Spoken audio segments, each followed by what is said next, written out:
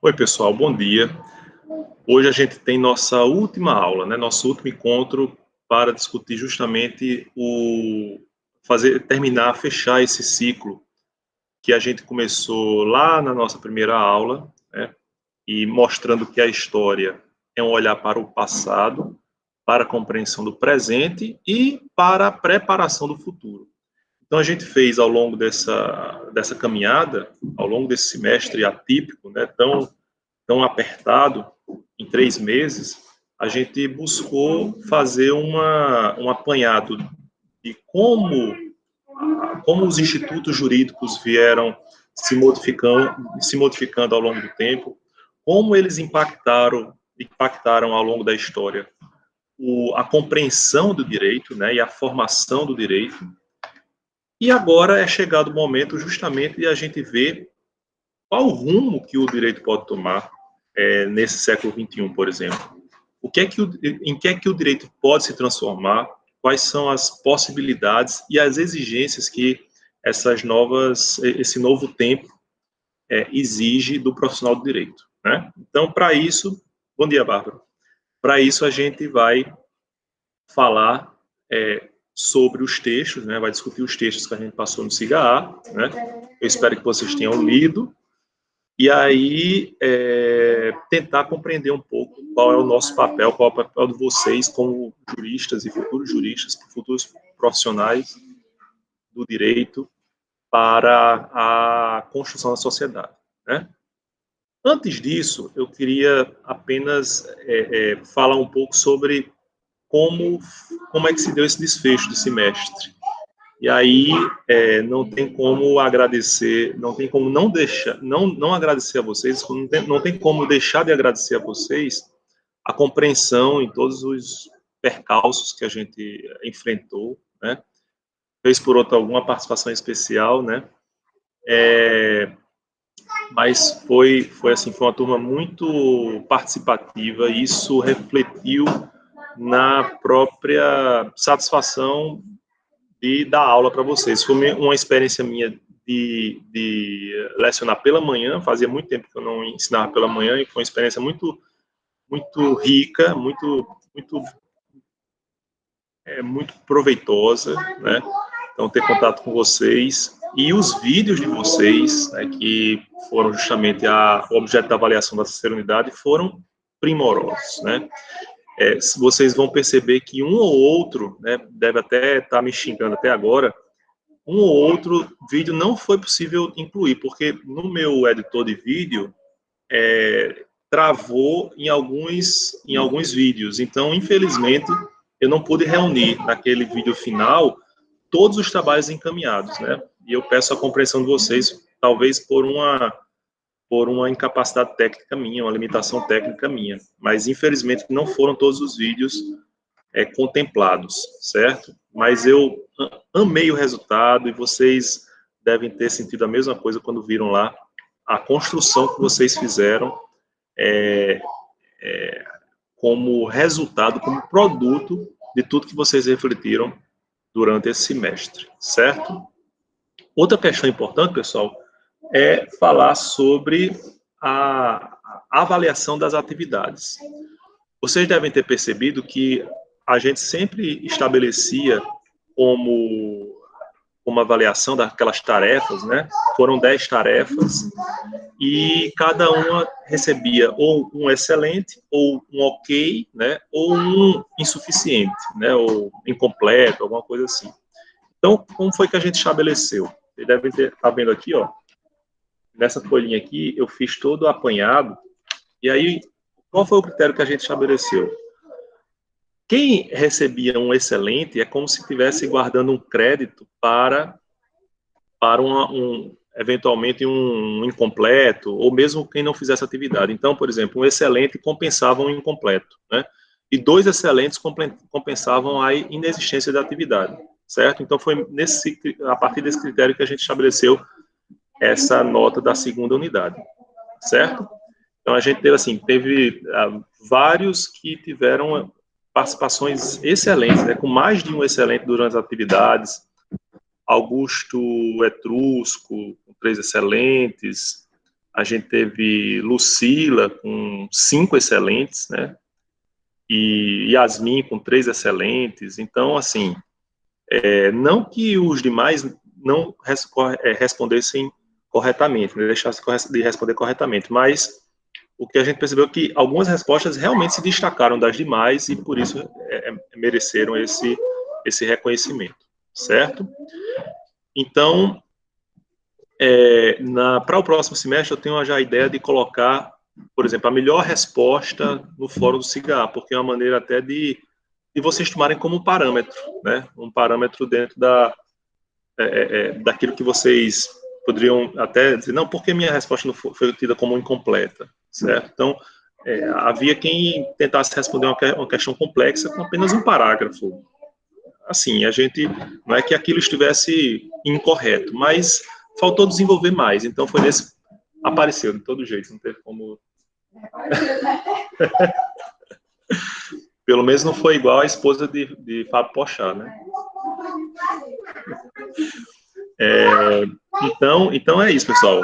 Se vocês tiverem alguma dúvida, ou então algum questionamento, professor, eu discordo que foi incompleto, tal, a gente pode conversar ou no fórum ou a partir dos e-mails, né, que vocês mandaram. Eu recebi até alguns e-mails também, professor, ficou faltando marcar minha presença, que eu fiz atividade, isso também deve ser objeto de indagação por vocês, certo? Para eu fazer essas correções, certo? Então, a partir daí, existe algum questionamento, alguma dúvida que vocês tiveram, ou alguma impressão que vocês queriam dividir com os colegas, ou mesmo comigo, né, nesse momento, a respeito de como se deu esse semestre? Não? Bom, então vamos falar um pouco sobre os textos, né? O que é que vocês acharam dos textos? Alguém quer comentar sobre algum texto especificamente? Aí, quem quiser comentar, a gente já vai começar exatamente por aquele texto.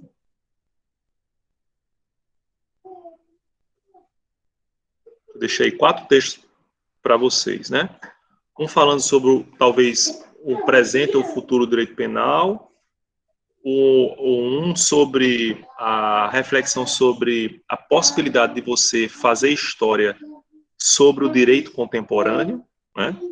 Outro falando sobre o perfil do jurista do século XXI, e o último, que é sobre a questão da governabilidade. Então, como o direito constitucional está sendo visto e como ele vai ser visto no futuro. Então, comecem aí. Por onde vocês começarem, a gente vai ser justamente o texto que a gente vai abordar por primeiro. Professor, Oi, Maria. eu tenho uma dúvida sobre o texto que é Inimigos do... Direito penal do inimigo. Isso, Direito Penal do Inimigo. Mas aí eu posso tirar no decorrer da aula, só um comentário sobre os textos mesmo. Achei Não. super... Pode falar, pode falar. Assim, essa não é uma aula típica. Essa aqui vai ser como se fosse uma mesa redonda feito de quadradinhos espalhados aqui do Meet, certo? Tá Então, bom. é bem aberto, é só discussão, não tem roteiro. Então, o que você tiver dúvida sobre o texto, a gente pode iniciar justamente por essa dúvida.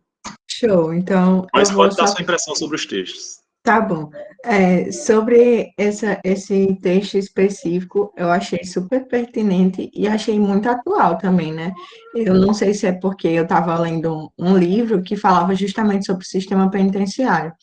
E aí, assim, embaixo da terra, assim na terra como embaixo da terra. E aí, Ana Paula, incrível, ela fala justamente, ela faz uma analogia, né, sobre essa questão de caça aos animais, e aí essa ideia de que você está caçando os detentos também. E, enfim, eu consegui trazer muitos pontos do livro para o texto em si, eu acho que essa ideia de realmente direito penal do inimigo, por que do inimigo, e quando ele vai falar sobre a ideia, né, do que seria o conceito, por que que ele se enquadra dentro do sistema penal brasileiro, e aí eu consegui trazer muitos pontos para o livro, e foi uma sacada muito legal, assim, que eu fiz em relação a esse texto. A primeira impressão foi essa, então, extremamente pertinente o texto. E o outro texto que eu achei muito legal, eu não sei se foi pela linguagem, se foi pela forma que a pessoa conseguiu conduzir o artigo, foi o do direito, né, História do Direito na Contemporaneidade, e eu achei extremamente legal, assim, o jeito que ela trabalhou, que ela trouxe vários exemplos e ilustrações, assim, de por que que seria, eu não sei se a palavra certa é essa, né? Mas assim, por que que trazer as histórias assim, por que que é tão diferente discutir história no momento que a gente está atual, assim? Por que que é diferente você falar sei lá, histórias que aconteceram há 90 anos atrás, e por que que você não consegue fazer tanto esse paralelo entre o que aconteceu antes e o que aconteceu agora?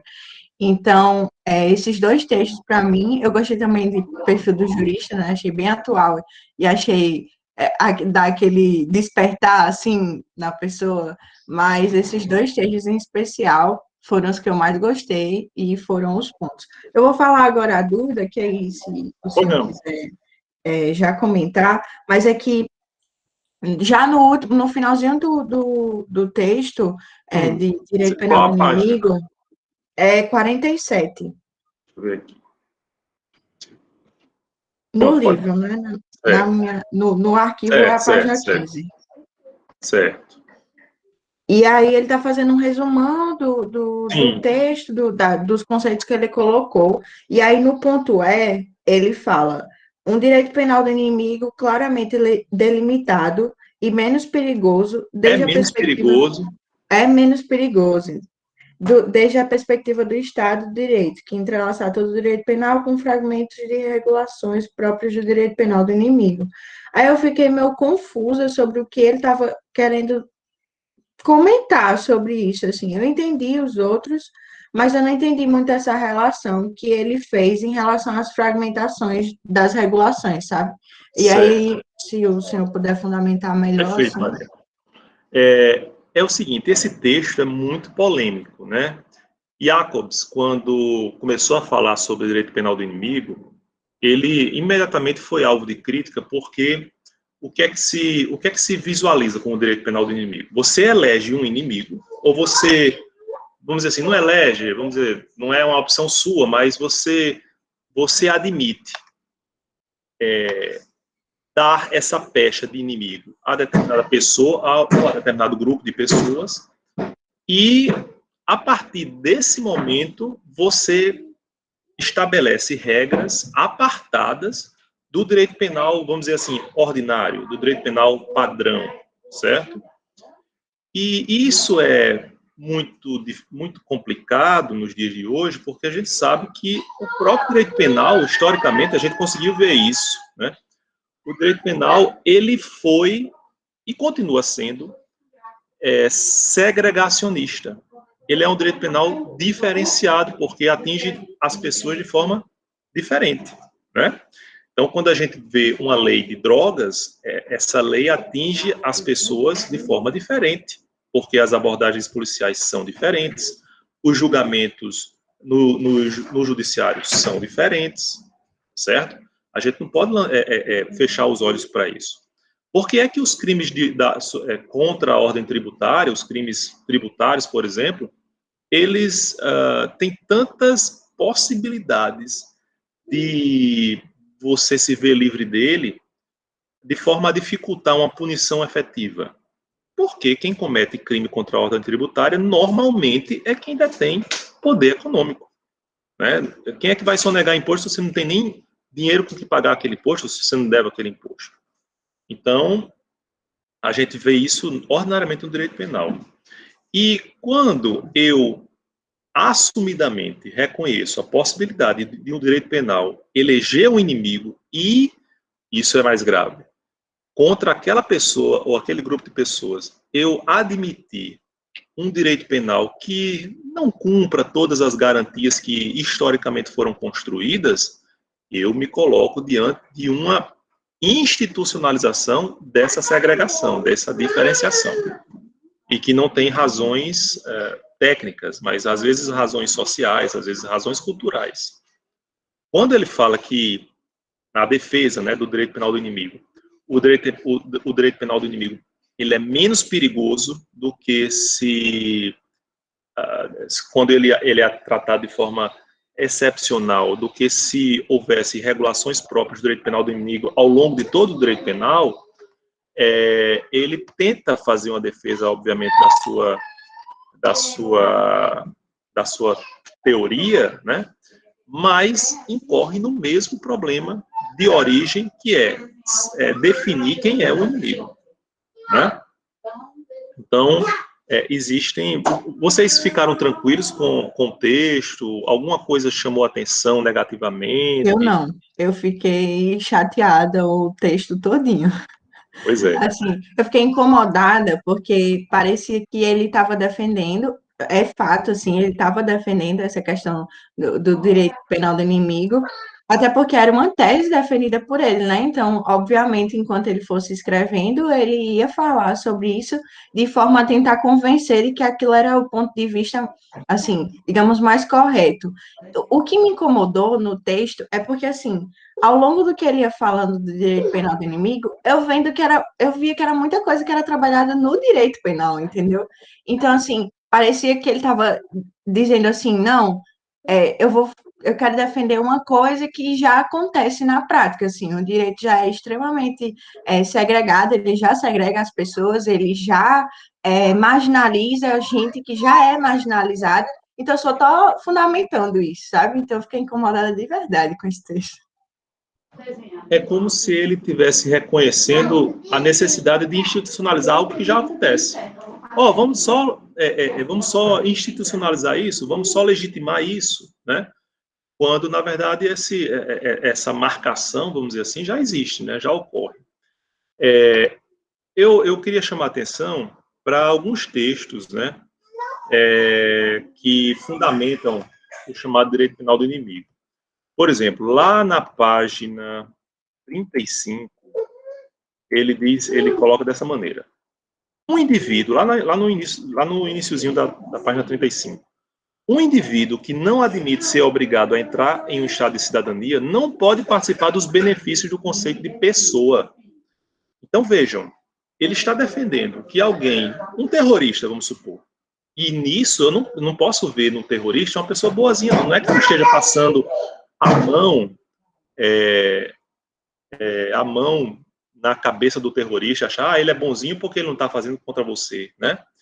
Mas eu destituir essa pessoa da qualidade de pessoa, então como ele, vamos supor, utilizando a teoria contratualista, né? Como ele não aderiu ao contrato social, ele sequer deve ser reconhecido como pessoa. E como ele não é pessoa, eu posso fazer o que quiser com ele. Eu posso torturar, eu posso colocar em prisão ilegal e secreta, eu posso submeter a um processo judicial sem ampla defesa, entendem? Então, esse é o grande perigo do direito penal do inimigo. E aí você vai dizer, não, mas é casos excepcionais, é um caso de terrorista. Será? Quando a gente escuta muito frequentemente, dentro de alguns defensores de uma certa ideologia política, que bandido bom é bandido morto. Quando eu defendo que direitos humanos para humanos direitos, será que eu não estou chancelando a ideia do direito penal do inimigo? Porque se eu digo direitos humanos para humanos direitos, eu digo os humanos que não são direitos sob a minha ótica, eles não merecem direitos humanos, né? Um caso muito recente, né, de um deputado federal aqui no nosso país, que dizia o que queria em todas as suas redes sociais, e aí, quando ele foi preso, a primeira coisa que ele quis defender, ou em que ele quis se apegar, foi na liberdade de imprensa, foi na liberdade de manifestação do pensamento, né, a liberdade de expressão, ou a ilegalidade de uma prisão daquela ordem. Então, o direito vai... no primeiro momento em que alguém se vê...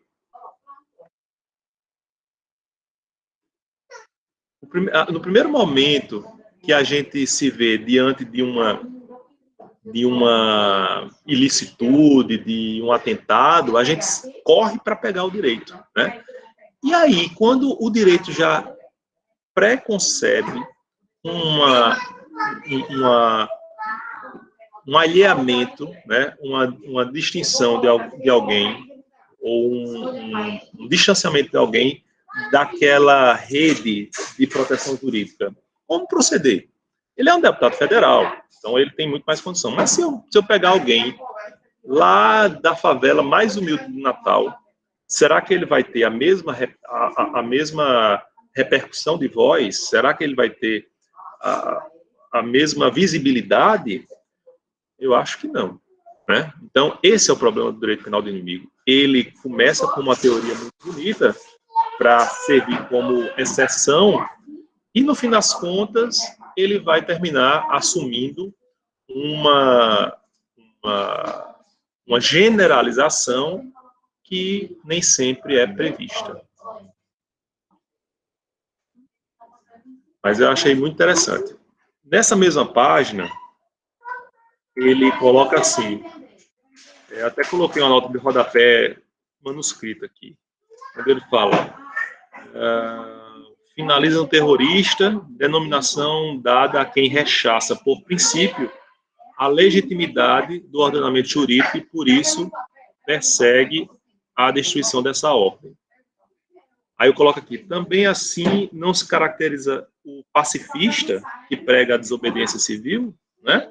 Então, sob essa mesma perspectiva, sob essa mesma descrição que ele faz, eu posso colocar o terrorista, mas posso também colocar um pacifista. E tem como comparar essas duas figuras, o terrorista e o pacifista, que simplesmente, como Gandhi, se contrapõem às ordens injustas do Estado, às leis injustas do Estado, né? Vocês devem se lembrar que, recentemente, sempre vem à pauta a ideia de reprimir as manifestações sociais, né?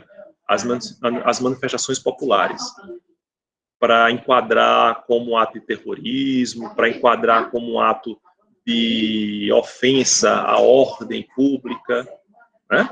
Essas são repercussões do direito penal do inimigo, sem dúvida alguma. O que mais sobre esse texto? Professor, o senhor comentou isso agora, eu associei aos 7 de Chicago. Certeza que aquele juiz acreditava no direito penal do inimigo, não tem condições. Julgamento Perfeito. totalmente imprudente. Exatamente, Maria. 7 de Chicago retrata bem essa história. Se quer ver outro filme, agora mais antigo, Em Nome do Pai. Em Nome do Pai também fala sobre pessoas que foram presas supostamente por um atentado terrorista, né, na Irlanda. E aí, em nome de uma resposta pronta que se deve dar a um ato terrorista, se escolhem bodes expiatórios e aí a sociedade se vê purificada, né? Mesmo que isso redunde na criminalização de inocentes, na condenação de inocentes. É muito bem lembrado. Em Nome do Pai, Maria, o nome do filme é um filme antigo com Daniel Day-Lewis, bem novinho. Excepcional. O que mais que a gente vai ver nesse texto?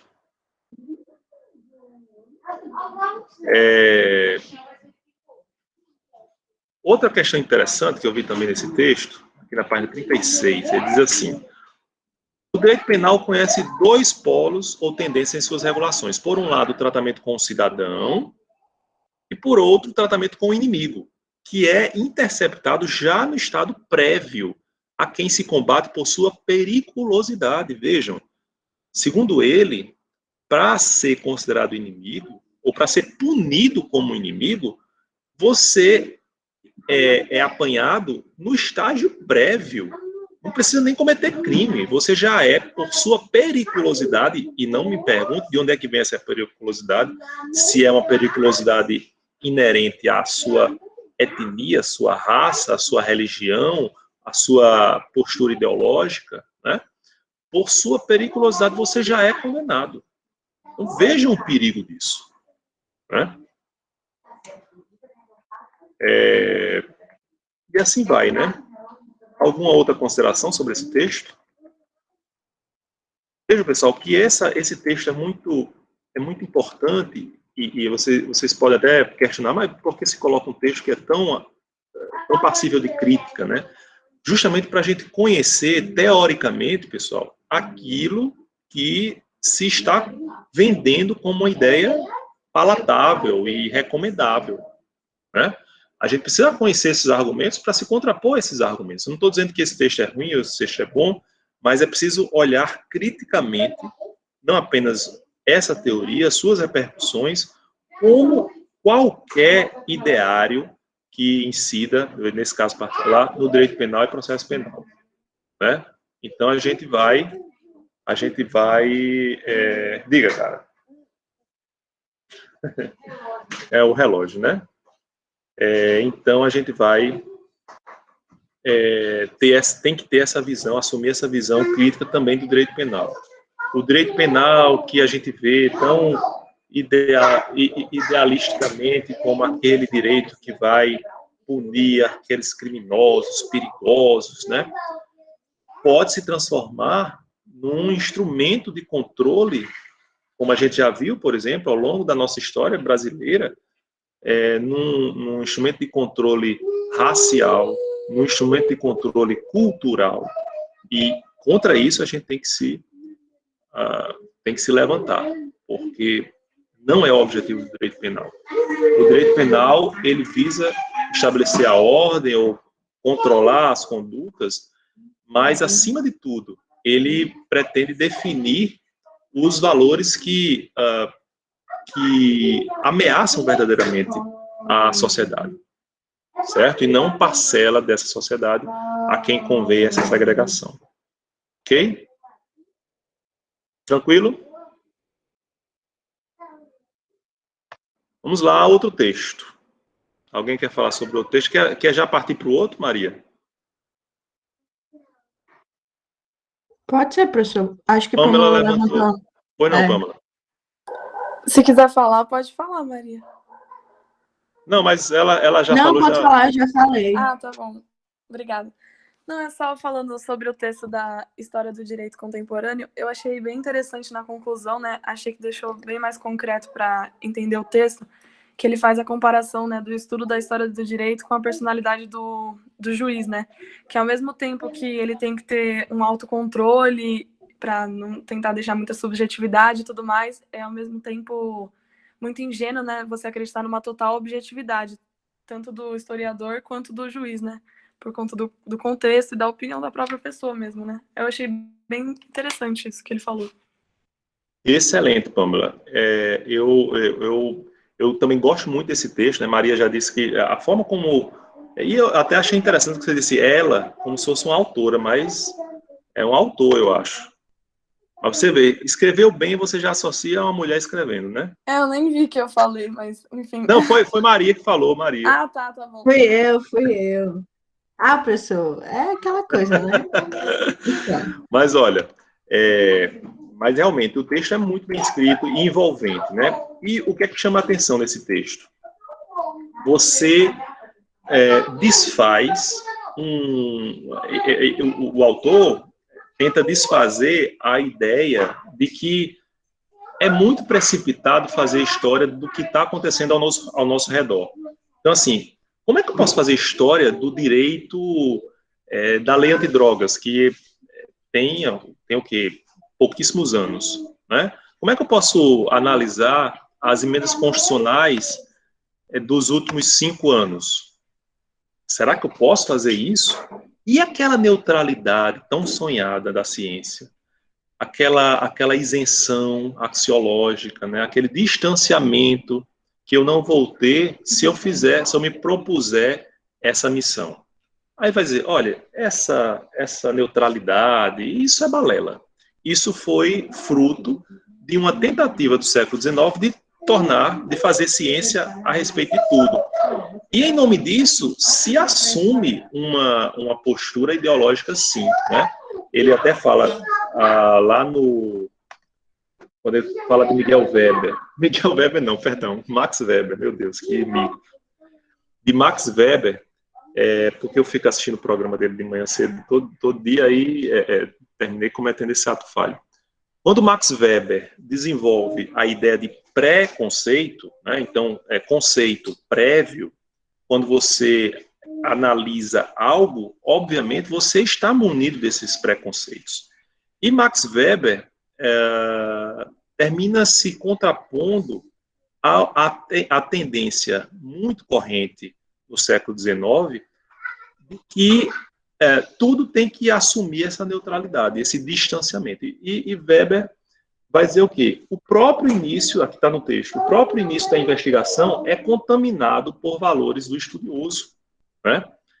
E isso revela, outra expressão que o autor utiliza, a ideia de ideologia, a compreensão de que a ideologia do fugir também é ideologia.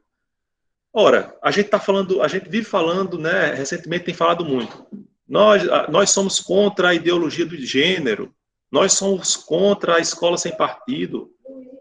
Nada mais ideológico do que a escola sem partido. Nada mais ideológico do que o combate à ideologia de gênero. Né?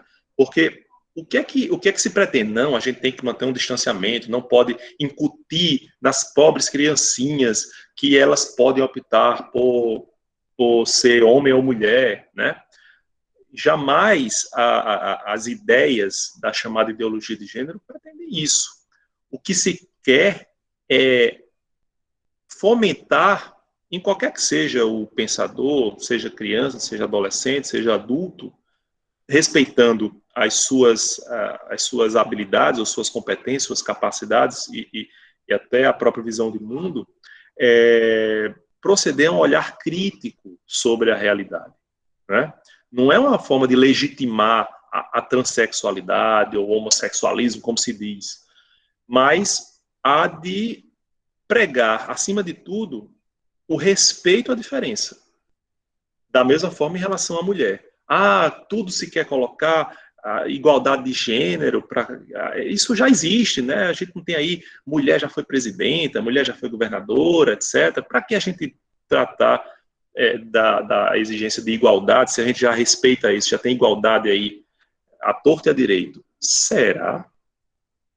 É justamente esse discurso de distanciamento que é ideológico por natureza, certo? Então é contra isso que o texto vai se contrapor. E aí... Professor, pois não. teve até um artigo que publicaram recentemente, eu não vou lembrar o nome do autor, mas era sobre a era da intolerância. E aí ele trata justamente sobre isso, né? A gente tem um pensamento de que a opinião contrária ela é totalmente distinta, assim, totalmente distinta não, mas distante das opiniões que estão ali no comum, de que não é uma opinião que é cheia de ideologia e de crenças também, de valores muito específicos. E aí eu estava até lembrando que eu lia muito sobre essa ideia de distinção de pensamentos, e não, né? Um pensamento contrário também é um pensamento, e ele também é dotado de muitos valores que a pessoa que pensa está colocando ali, porque cada pessoa que tem um pensamento, ela está colocando ali muito do que ela acredita, né?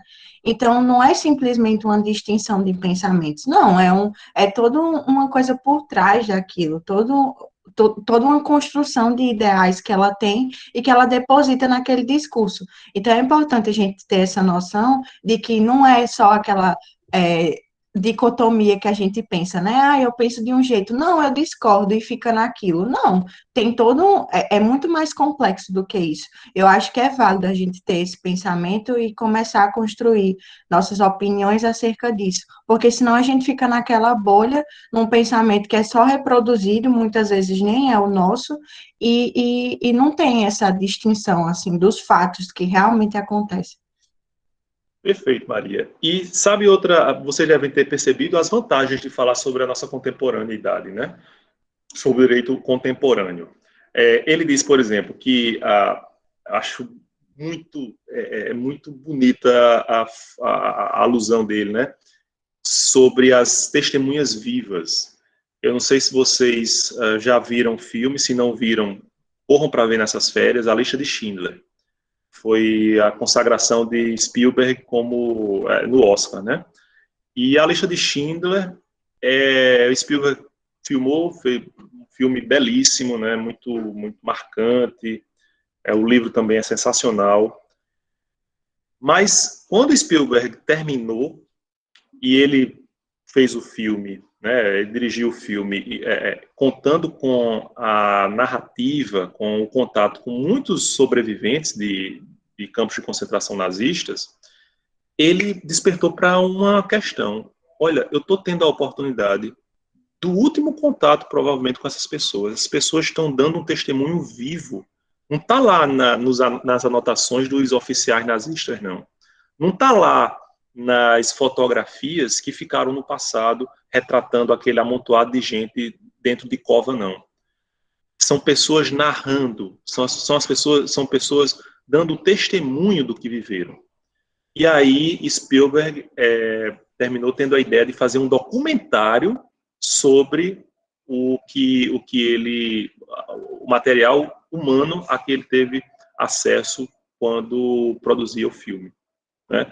Isso é formidável. O autor até coloca a oportunidade de chegar para um senhorzinho e ele dizer: não, isso aí não aconteceu dessa maneira, não, como está narrado no livro, não, foi diferente. Essa é a magia, essas fontes, apesar de a gente ter, ele também aponta como uma dificuldade, um problema hoje, de você ter uma miríade de fontes diversas. E aí a gente remonta a nossa primeira aula, né, para chamar a atenção de que é preciso a gente ter um olhar crítico também em relação às fontes, um cuidado especial em relação às fontes para saber de sua confiabilidade, da sua precisão, né? Porque fonte hoje a gente tem bastante, não é verdade? A gente tem vários vídeos de YouTube, tem youtuber que durante muito tempo passou absolutamente de forma não punida, né, impune, a qualquer desvio ou inverdade que reproduzisse lá no seu canal. Até hoje o faz, quando não no YouTube, no WhatsApp. Então, a gente tá sendo bombardeado com muitas informações, muitas delas inverídicas. Então, como historiador, como jurista, né, no seu sentido mais amplo, né, todos nós temos a obrigação de checar essas fontes. Mas a grande vantagem da história, de fazer história na contemporaneidade, é justamente a possibilidade de a gente checar de forma muito mais próxima, não é verdade? Deixa eu ver o que é que vocês estão colocando aqui no chat. Maria está colocando... Pensei muito no golpe 64, acho que o senhor até comentou na aula que muitos dos que viram, né, retratavam dessa forma, exatamente. Muita gente tem saudade, né? Naquela época não tinha corrupção. Será? Não tinha corrupção ou não tinha investigação, né?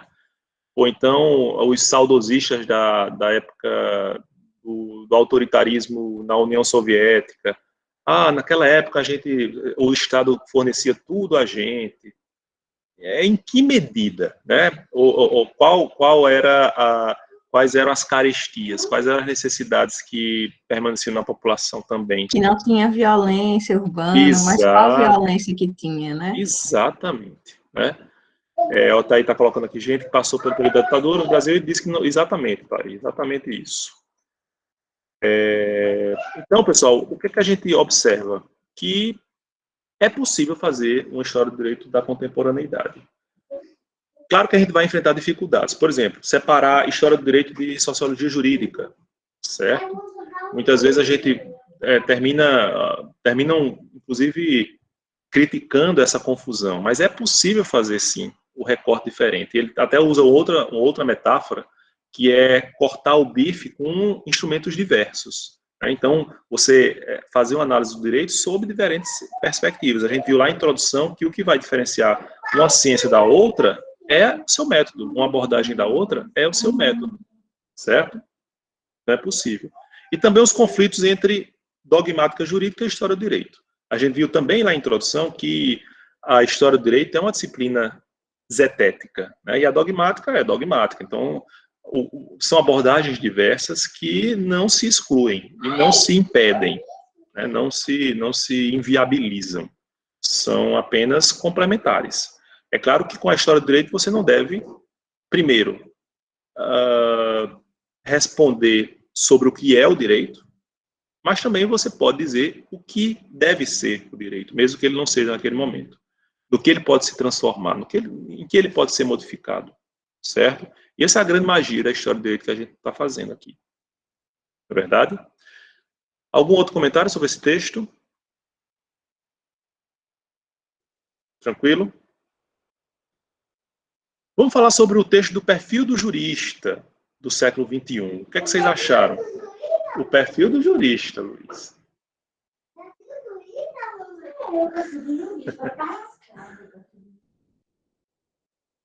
E aí?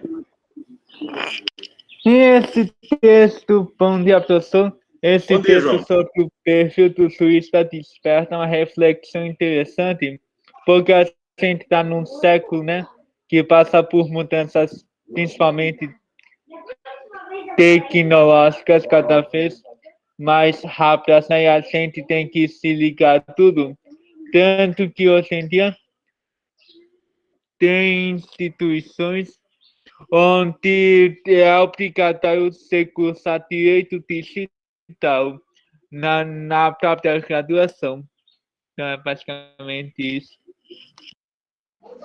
Perfeito, João. O que é que a gente vai observar? Que se a gente se ativer ao que a gente compreende como direito lá do século XX, a gente não vai se preparar para os novos desafios, né? Você citou bem o direito digital. Hoje, só no que se fala. Houve várias alterações, como imposições nos novos currículos dos cursos de direito no Brasil, mas a que mais chamou a atenção foi o direito digital, sem dúvida. Por quê? Porque hoje eu só estou dando aula de direito a partir de um instrumento digital. Eu só realizo audiência porque eu tenho a possibilidade de fazê-la remotamente, sem precisar ir ao fórum. Desde agosto eu estou fazendo audiência na vara em que eu atuo a partir de videoconferência. Aí você vai dizer, mas assim, são só instrumentos, não tem repercussão no direito, não tem repercussão no processo. Será?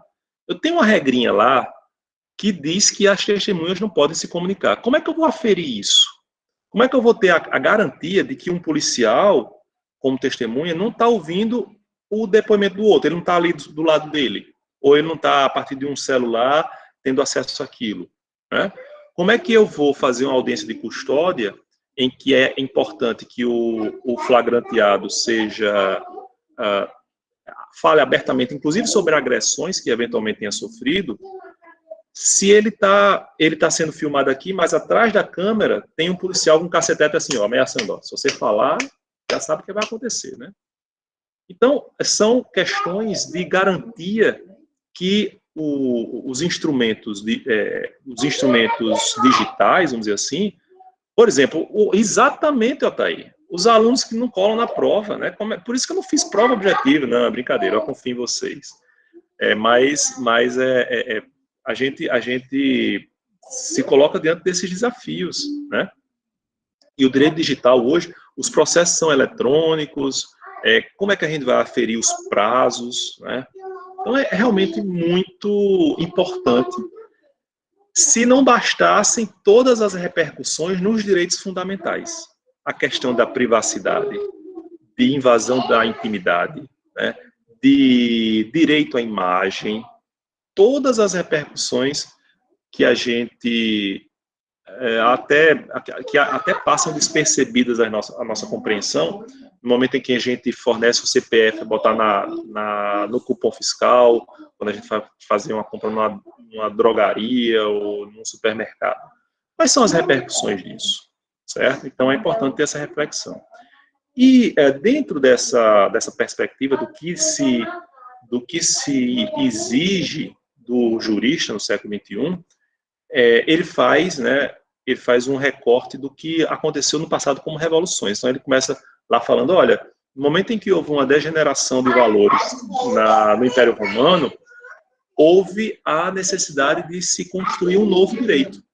Um direito que não se ativesse apenas ao cidadão romano, mas que também abarcasse aqueles que estavam fora dessa qualidade, né? E aí, os povos conquistados terminaram também vendo reconhecidos direitos em seu favor.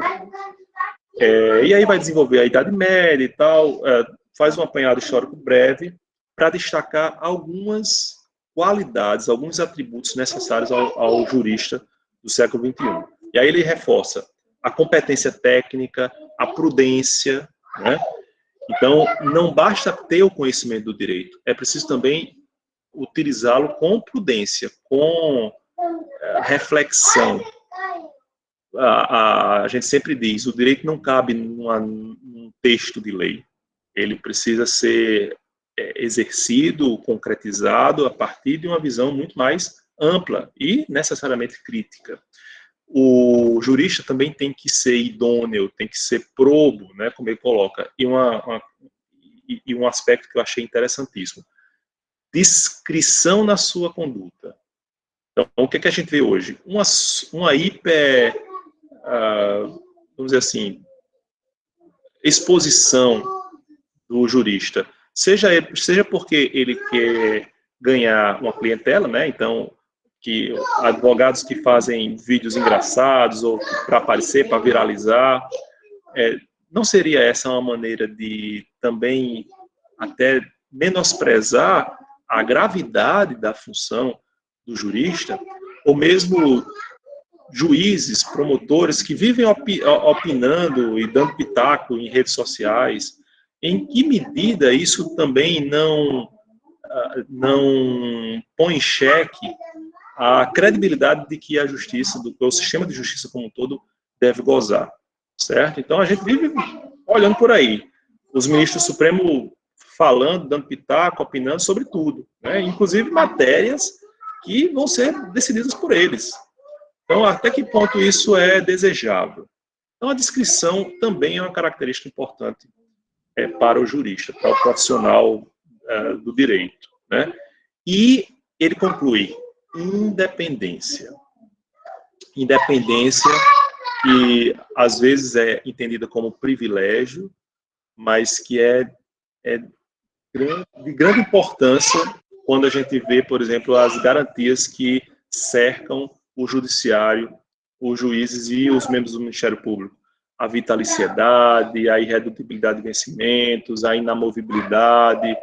Então, quando a gente olha para essas regalias, né, esses privilégios, como muitos veem, a gente custa acreditar que aquilo possibilita a independência a esses membros, a esses atores, né? Vejam o que aconteceu recentemente com o delegado da Polícia Federal no Amazonas. Ele disse, eu não tenho medo de ser colocado porque se contrapôs a uma determinada postura do ministro do meio ambiente.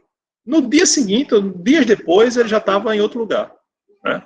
Infelizmente, há ainda essa garantia a ser alcançada no âmbito da polícia também, da Polícia Civil, ou da Polícia Federal, da Polícia Investigativa.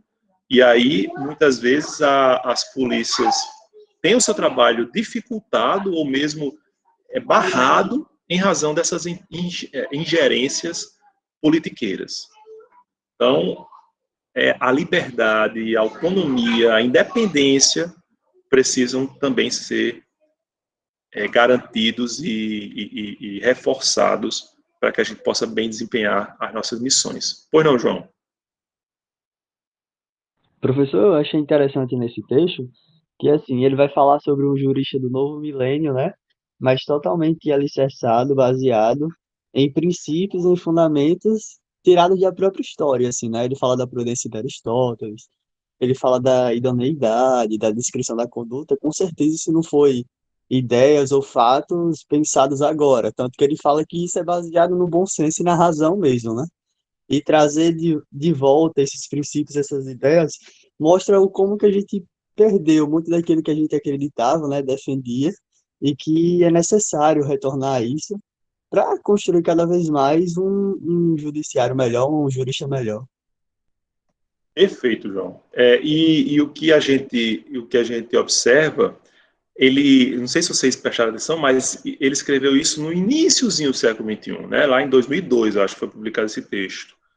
E já divisava, né? Já anunciava desafios que são ainda muito atuais, né? Ainda muito presentes na nossa realidade, quase 20 anos depois, né?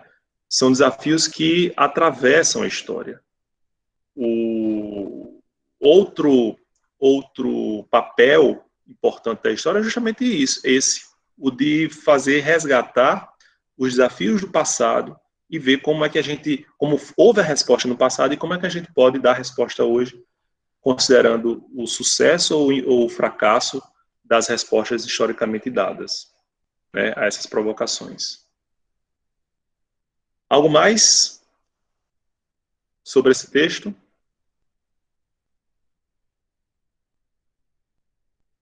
E aí, por fim, Professor, pessoal... Oi. eu acho tão interessante que, assim, cada vez mais a gente se sente mais evoluído, né, intelectualmente.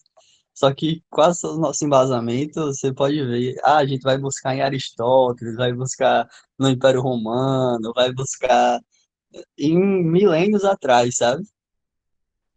É interessante, João, que dizem que tudo que se escreveu depois de Aristóteles é mera nota de rodapé, né? Porque a gente termina voltando aos clássicos para tirar reflexões sobre a nossa conduta. Veja a Bíblia.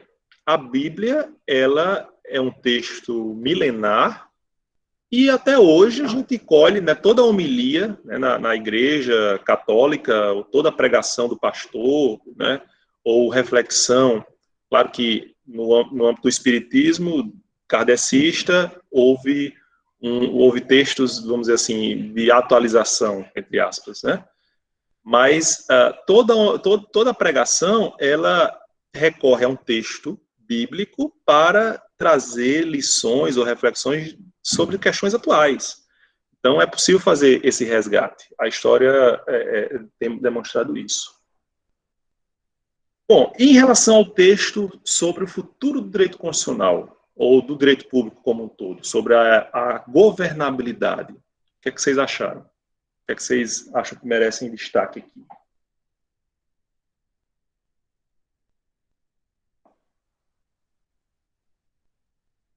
Alguém leu?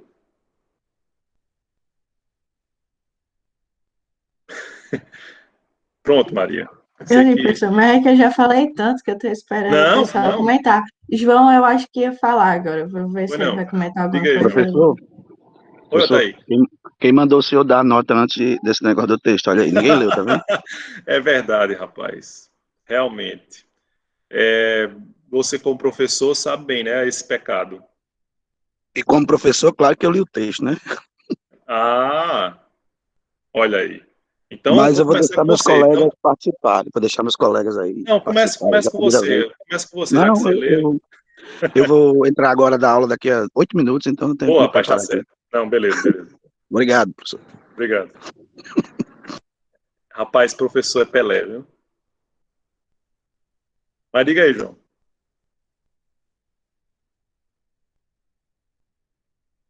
Maria. Texto. Ô, João, diga aí, João. Pois não. Só que eu ia falar que eu não quero falar não, porque eu não li esse texto, assim, sobre o direito constitucional. Maria, diga aí, então, alguma coisa. O que é que vocês acharam? Então, eu ia comentar justamente o que Pamela comentou no chat, porque eu li também, mas eu fiquei um pouquinho confusa durante o texto, assim, para entendimento. Eu não sei se é porque alguns termos técnicos a gente ainda não consegue compreender muito bem, né? Porque não pagou as disciplinas e tal, pelo menos eu que sou do primeiro período. Mas aí, um capítulo que me chamou muita atenção foi a parte de transição política e democratização, que Sim, aí eu até sublinhei uma parte, que foi o primeiro parágrafo, que ele coloca assim, as lutas contra o autoritarismo, né? Então ele fala, essas lutas, elas não foram apenas contra os regimes autoritários, mas também pela democracia, considerada não só como um regime desejável pela institucionalização da vida política, como igualmente um caminho eficaz, embora lento, para assegurar sociedades mais justas e igualitárias. E aí eu fiquei pensando nessa parte que ele fala, um caminho eficaz, embora lento, e é justamente isso. O contraponto que eu fiz é que muitas vezes a gente pensa na democracia como uma coisa pronta, né? Que ela tá ali, então ela tem que ser feita e ponto. E é isso, porque ela existe, então ela vai ser 100% assegurada. E não, na verdade, justamente como está sendo colocado, é um processo lento. Então, a gente ainda está nesse processo de democracia. Apesar de ela estar no papel, digamos assim, pronta para ser usada, ela não é 100% concretizada na prática, né? Então, é uma coisa que ela ainda está em construção. E vale a gente refletir e entender que esse processo democrático também é feito por nós, né? Nós, como cidadãos, também temos esse papel de tentar trazer a democracia, seja por meio dos movimentos sociais, como já existem, ou seja por meio de fazendo o nosso papel como cidadão, sei lá, votando, ou tendo esse papel democrático em si da coisa. Então, foi um ponto que eu destaquei porque eu achei extremamente necessário, é uma coisa que às vezes é assim, batida, a gente já sabe, né, teoricamente, mas a gente às vezes esquece sobre esses pontos, assim. perfeito, Maria. E foi bom você falar sobre isso. Eu vou vou fazer uma contextualização do que o autor pretende fazer, né, com esse texto. Quando ele coloca ingovernabilidade versus Estado constitucional, ele está se referindo a uma velha luta do nosso Estado constitucional de tentar preservar a Constituição diante de todas as tentativas de modificação de cada governante do poder. A nossa história mais recente, depois da redemocratização, mostra que o presidente da República é empossado, jura fidelidade à Constituição e no dia seguinte já está pensando em reforma constitucional. Né? Como aquela reforma fosse a única maneira de possibilitar ou de viabilizar a tal governabilidade, a chamada e tão sonhada governabilidade. A governabilidade é como se você fizesse uma adequação da Constituição aos seus interesses ou às suas conveniências ou a sua visão de Estado. Quando o que deve ser encarado ou ser encontrado na Constituição é um marco que deve ser respeitado e apenas eventualmente modificado pelas dinâmicas sociais, certo? Então, as modificações constitucionais, elas têm que ocorrer, elas ocorrem, têm que ocorrer, mas elas não podem ser vilipendiadas diariamente, elas não podem ser instrumentos de modificação frequente a ponto de conformar a Constituição à vontade do chefe do poder e não o contrário. E nesse primeiro capítulo, Maria, você colocou bem, há uma ideia ou há uma visualização da redemocratização como um ideal a ser perseguido, algo importante para ser, porque se lutar, né? Mas é uma tarefa muito difícil, porque se a gente observar o que tem acontecido, é o alheamento, pelo menos no Brasil, de órgãos importantes nessa construção democrática para privilegiar o chefe do Poder Executivo. Ele até conclui assim, ele até conclui mostrando a concentração de poder no Executivo. E a gente tem isso em toda a nossa história. Quando a gente viu lá como é que se formou o Brasil republicano, mesmo adotando o federalismo norte-americano, a gente ainda tinha muito forte o poder concentrado no presidente, né, no executivo da União. Até hoje, a gente vê, muitas vezes, o presidente colocando a culpa dos efeitos da pandemia nos governadores, porque eles não estão fazendo seu papel. E nada se pode levantar a respeito da sua responsabilidade ou irresponsabilidade.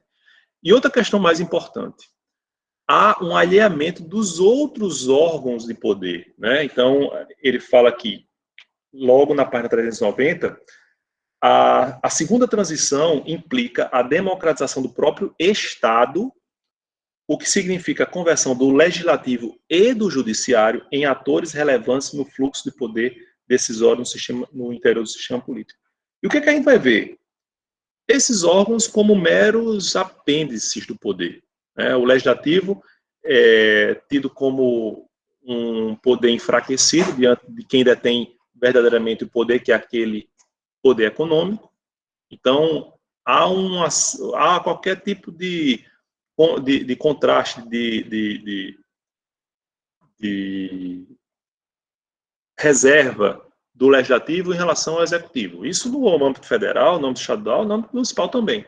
Aí o executivo diz, é assim? Pois então não vai ter dinheiro para emenda? Pois então não vou atender aquele seu pleito de calçamento daquela rua? Pois então não vai dinheiro para a construção daquela barragem no seu município? Certo? E aí o legislativo é comprado. A política de tomar lá da cá, que se dizia que iria acabar, é simplesmente perpetuada ou ampliada.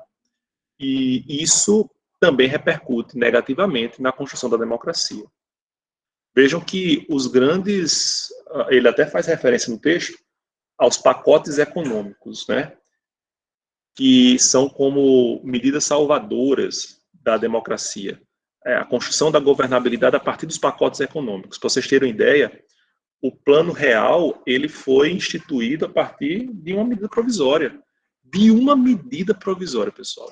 Ou seja, foi determinado pelo Executivo e depois chancelado pelo Legislativo, mas já vigente desde a sua edição. E nós temos uma profusão de emendas constitucionais, eu nem me arrisco a dizer quantas a gente já tem, o que só mostra que as constituições são moldadas a partir do interesse do detentor do poder da ocasião. Pois não, João? Inclusive, esse ponto sobre como o direito constitucional é aplicado na prática dialoga muito, né, com a ciência política, porque é uma disciplina que investiga, não é dogmática e, portanto, ela investiga como ocorre essa aplicação dos preceitos constitucionais. E, inclusive, você levantou esse ponto, né, das CMPs, tem uma questão de ordem, não sei se é muito discutida na imprensa, que é uma questão de ordem quando o Michel Temer é presidente da Câmara. Como surgiu essa questão de ordem, no texto constitucional diz, né, que a pauta do Congresso fica travada quanto à votação pendente de MP. Tal que foi que Temer fez. Ele estava numa época do governo Lula, não sei se é o primeiro ou segundo mandato, não me lembro, e tinha muita medida provisória na pauta empacada. Daí o que Michel Temer fez, ele interpretou, fez uma análise hermenêutica e falou, olha, uma MP, ela tem força menor do que uma proposta de emenda à Constituição. Por exemplo, então, portanto, a gente tem que interpretar o texto constitucional como se a votação de uma MP não impede que uma PEC que uma proposta de emenda seja aprovada pelo Congresso, porque somente elas não se equiparam normativamente. Então, eu achei essa análise genial, tipo, ele interpretou de uma forma muito peculiar e boa. Muito bem, João, muito bem lembrado. Vê como é importante, né? A gente faz um resgate histórico para saber onde é que essas figuras da nossa política atual e as posturas delas no passado, né? No passado, inclusive, bem próximo. Eu falei aqui também de emenda constitucional, foi bom você falar, João, sobre a questão da medida provisória e emenda constitucional, e eu fiz um apanhado aqui das emendas constitucionais, né? No primeiro governo do FHC, houve 16 emendas constitucionais, no segundo governo da FHC, 19, no primeiro governo Lula, 14, no segundo governo Lula, 14, no primeiro governo Dilma, 17, no segundo governo Dilma, que foi abreviado, 7, e só no período de Michel Temer, né, até a emenda constitucional 97, havia 6 emendas constitucionais. Então, para vocês verem como foi um recurso muito utilizado, qualquer que seja o governo, certo? Justamente porque defendiam que as reformas, uma Constituição que tem pouco mais de 30 anos, precisa ser tão amputada, tão modificada, né, com essa frequência, justamente para garantir a chamada governabilidade. O que mais, pessoal, que vocês querem discutir sobre esse texto?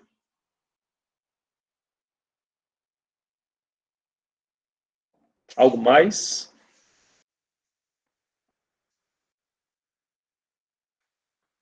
Bom, diante do Professor, silêncio... Oi, pois não, Maria.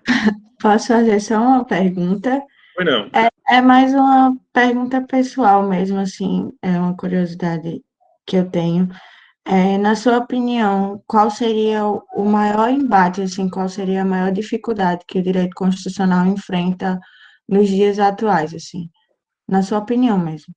Nossa, pergunta difícil, viu? Vou tentar repartir aqui. Qual a sua opinião sobre qual o maior desafio que o direito constitucional enfrenta hoje? Bom. Minha opinião, o maior desafio, acho que resgatar ou despertar, se aquilo existiu, o sentimento constitucional dos próprios juristas. Veja aqui, vocês escutaram a opinião aqui dos universitários? Ouvi. Então, justamente a vivência da Constituição no nosso dia a dia, né? A Constituição ainda aparece como algo muito distante e um dia foi reconhecido seu caráter normativo, mas hoje, às vezes, vale menos do que uma lei, né? Então, quando a gente, ou do que um decreto, do que um ato infralegal até, porque a gente vai a uma repartição pública com alguma demanda e você pode até fazer referência a um preceito constitucional, mas muitas vezes esbarra em quê? Mas você não preenche aqui esse formulário, né? Não, mas eu sei, eu tô colocando a preocupação na administração, não. Quando a gente observa também o próprio sistema de justiça, né, para fazer justiça também, quantas vezes a gente trabalha em cima dos preceitos constitucionais? Quantas vezes a gente faz estudos de direito constitucional nas nossas peças de direito civil, de direito penal, quando a base do direito penal, por exemplo, do processo penal, é constitucional. Então, é muito bonito a gente dizer, não, a gente está seguindo o devido processo legal. Da boca para fora, porque você está desconsiderando a legalidade dessa prova, você está desconsiderando o princípio da não culpabilidade, o princípio da inocência, certo? Então, a gente carece ainda da vivência constitucional. Podem observar nos filmes norte-americanos, claro, a gente está falando de filme, né? Então, vocês podem fazer aí um recorte, né? Então, um desconto, né? Da maneira como o cinema retrata a realidade. Mas serve como um parâmetro, de qualquer modo. Quantas vezes se faz menção às emendas constitucionais? Você tem direito a permanecer em silêncio, tudo que você disser poderá ser usado contra você no tribunal. Essa obrigação o policial tem de já esclarecer o acusado que ele não precisa falar nada, porque tudo que ele falar pode ser usado contra ele, né? Porque se ele falar, vai ser de forma espontânea e, portanto, vai ser levado em consideração pelo juiz eventualmente. Essas emendas à Constituição norte-americana são muito vivenciadas, são muito vívidas, são muito discutidas. Talvez porque sejam poucas, né? Talvez porque elas efetivamente tenham sido fruto de um amadurecimento dos políticos, mas também da sociedade, a respeito do seu conteúdo. E, obviamente, a Suprema Corte norte-americana tem um trabalho muito mais cuidadoso pela própria sistemática, a gente já falou aqui sobre isso. A Suprema Corte norte-americana julga em um ano o que o Supremo Tribunal Federal julga em um dia no nosso país. Então, não tem como comparar, né, o nível de profundidade. Basta ver o que a gente tem assistido aí, as discussões e xingamentos, né, quando faltam argumentos teóricos mais firmes dentro da nossa Suprema Corte. Então, esse é um desafio que é posto a nós todos, né, como juristas, como estudiosos do direito. É uma luta, por exemplo, muito antiga, a de trazer o direito constitucional não apenas para todas as disciplinas, né, as disciplinas dogmáticas, como até ampliar o número de disciplinas de direito constitucional. Uma crítica muito frequente, até a gente só tem no nosso plano pedagógico 2 disciplinas obrigatórias de direito constitucional. É muito pouco, de fato é pouco. Então, é preciso não apenas ampliar o número de disciplinas, mas também fazer com que o direito constitucional seja percebido, sentido em todas as demais disciplinas dogmáticas. E não é sem razão que a nossa disciplina de História do Direito, mesmo apertadinha, fez questão de ressaltar os marcos constitucionais brasileiros, né, até a Constituição de 46, e, ao longo da história, também sinalizar para a importância da Constituição norte-americana, de um plano constitucional como foi a Magna Carta, né? Não era uma Constituição escrita, no sentido moderno, mas era um rudimento de Constituição, porque ali se estabelecia um plano de poder, certo? Então, é nesse sentido que a gente tenta se desincumbir desse desafio. Algo mais? Bom, pessoal, aqui a gente está se despedindo, né? Então, eu tenho a dizer a vocês, estão agradecendo a você também.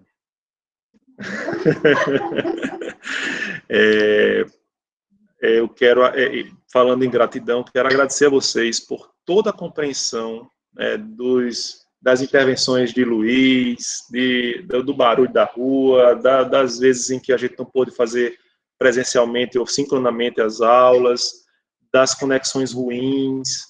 Eu peço perdão por todas essas questões e espero ter correspondido a vocês com a mesma compreensão que vocês tiveram em relação a mim, né? Então, pois é, João, é como a gente está em casa, né?